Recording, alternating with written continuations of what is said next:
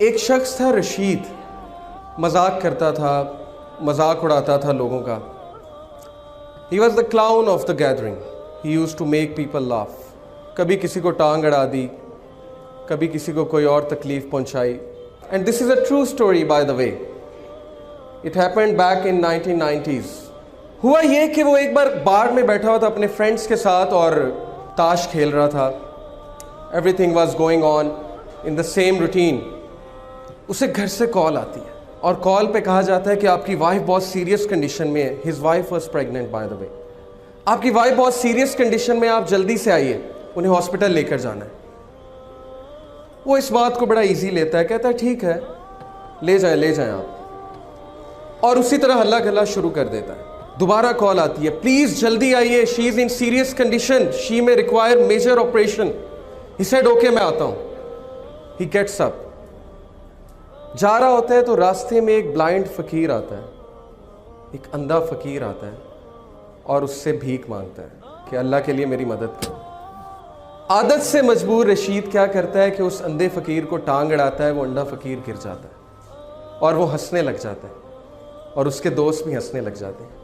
ये करके रशीद चल पड़ता है हॉस्पिटल की तरफ। हॉस्पिटल पहुंचता है तो पता लगता है कि वाइफ बड़ी सीरियस कंडीशन में थी, बट उसका मेजर ऑपरेशन हुआ और अल्लाह ने उसे एक बेटा दिया है। डॉक्टर्स बाहर आते हैं, कहते हैं रशीद मुबारक हो, अल्लाह ने आपको बेटा दिया है। वो बहुत खुश होता है, लेकिन एक प्रॉब्लम है, आपके बेटे की आंखें नहीं,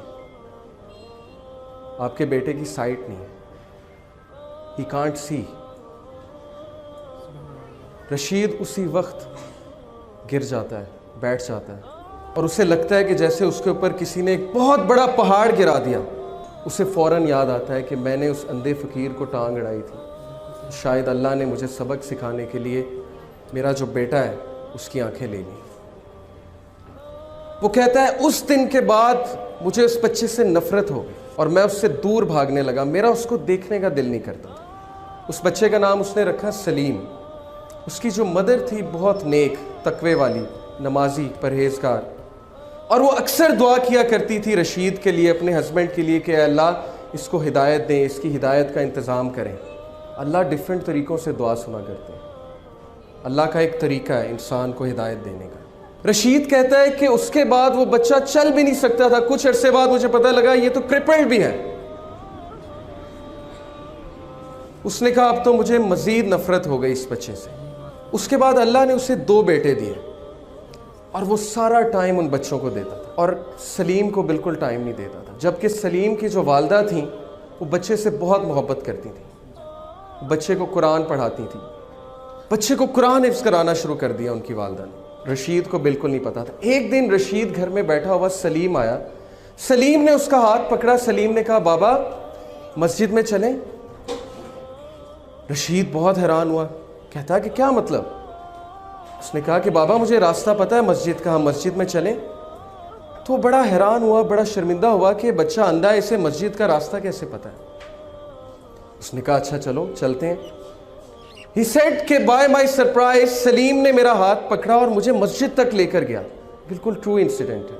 मस्जिद में लेकर गया, कहा बाबा कुरान लाएंगे ज़रा। रशीद कुरान लेकर आता है। सलीम कहता है बाबा सूरह कहफ तो खोलें। रशीद बहुत हैरान होता है, कहता है मेरे बेटे तुम्हें पढ़ना आता है, तुमने कब सीखा? वो कहता है आप खोलें तो सही। रशीद कहता है कि मैंने खोल दी सूरह कहफ।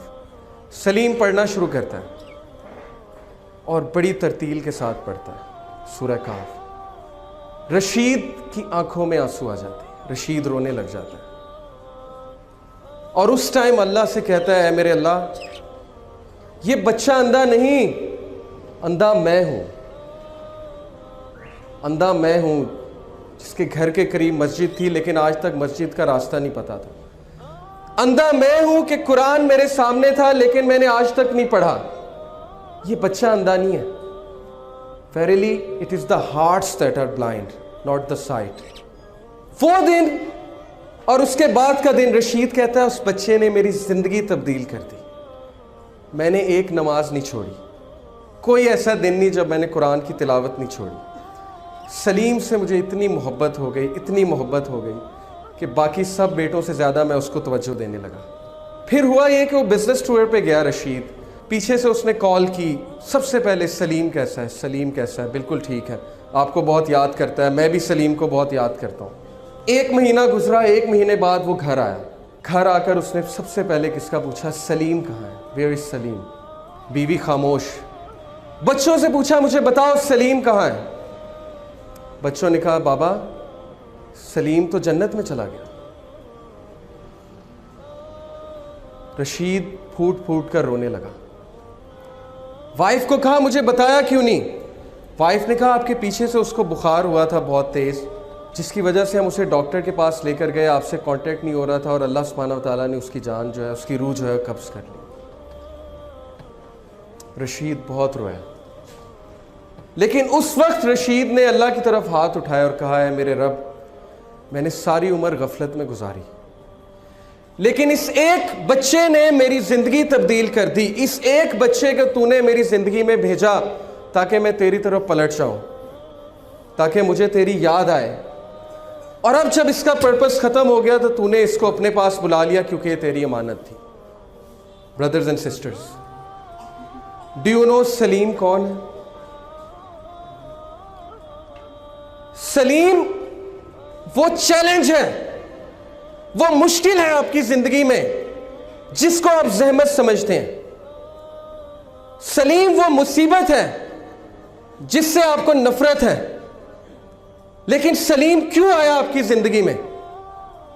क्योंकि अल्लाह ने भेजा। और अल्लाह ने क्यों भेजा? ताकि आप अल्लाह की तरफ पलट सकें, ताकि आप उस सॉफ्टवेयर को अपना सकें जो सॉफ्टवेयर आपके लिए उतारा गया है, जिससे आपने जिंदगी की मुश्किलात का मुकाबला करना है। सलीम से नफरत मत कीजिए, अपनी मुश्किलात से नफरत मत कीजिए। दीन की बात फैलाना सदक़े जारिया है। सवाब की नीयत से वीडियो को शेयर जरूर कीजिए। जज़ाकल्लाह।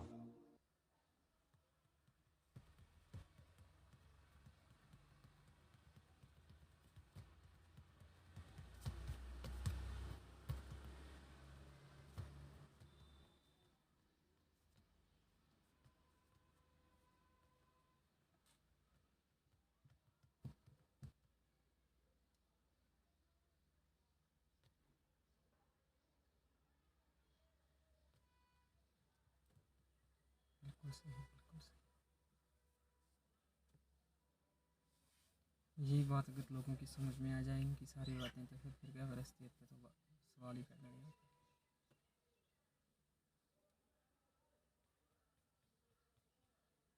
क्या समझाते हैं।